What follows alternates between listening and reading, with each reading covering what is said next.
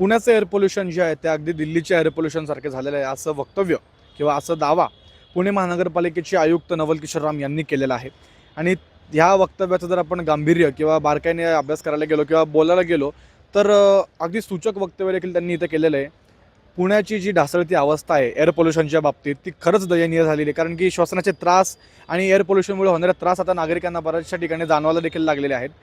या गोष्टीचे प्रमुख कारणं बरेचसे आहेत. त्याच्यामध्ये मग वाढती अर्बन डेव्हलपमेंट असेल किंवा गाड्यांचे वाढणारी संख्या, गाड्यांमुळे ज्या त्रास आत्ता होत आहेत म्हणजे एअर पोल्युशन जे होतात, सायलेन्सर खराब असल्यामुळे त्याच्यामुळे त्यातनं एक वेगळा धूर निघायला लागतो, त्याच्यामुळे एक एअर पोल्युशन होते. तिसरी गोष्ट म्हणजे रॅपिड इंडस्ट्रियलायझेशन ज्या गोष्टीमुळे होत्या पुण्यामध्ये जसं बघायला गेलं तर कन्स्ट्रक्शन देखील आता इथे व्हायला लागलेले आहेत बऱ्याचशा ठिकाणी.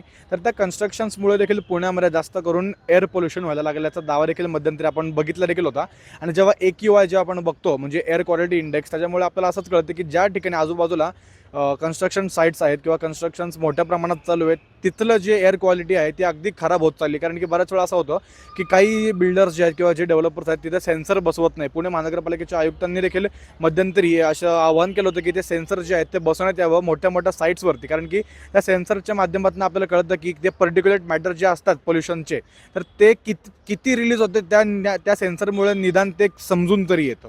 आता हे आपण बरीचशी कारणं बघितली की म्हणजे गाड्यांचे धूर असतील, कन्स्ट्रक्शन साईट्स असतील, ट्रॅफिक कंजेशन होण्यामुळे जे आता हीट निर्माण होती किंवा जे धूर निर्माण होतोय त्याच्यामुळे देखील आता एअर पोल्युशन खूप प्रमाणात वाढत चाललेलं आहे. त्यासोबतच जर आपण बघितलं तरी मग ओपन स्पेसमध्ये कचरा जाळणं, प्लास्टिक जाळणं हे सर्व देखील याची सेकंडरी देखील कारणं आहेत. आणि आता ह्या गोष्टीला टॅकल करण्यासाठी पुणे महानगरपालिकेने त्या IITM सोबत कोलॅबोरेशन देखील केलं. तर IITM म्हणजे काय, तर Indian institute of tropical metrology. मग त्याच्या माध्यमातून आता आपल्याला काय मिळणार आहे, तर आता हे जे एअर पोल्युशन जे आहे तर त्या एअर पोल्युशनला व्यवस्थितपणे मॅनेजमेंट ह्या सर्व गोष्टींकडनं होणार आहे. त्याच्यामध्ये मग विविध सायंटिस्ट देखील इथं काम ह्या गोष्टीसाठी कार्यरत असणार आहेत. त्याच्यामध्ये पुणे महानगरपालिकेचे देखील काही ऑफिशियल्स असणार आहेत.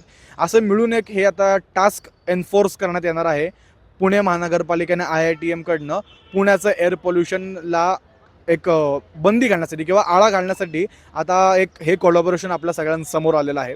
आणि आता आपल्याला बघत असं आहे की आता हे PMC आणि IITMचं हे कोलॅबोरेशन आता पुणेकरांसाठी कितपत फायदेशीर ठरणार आहे.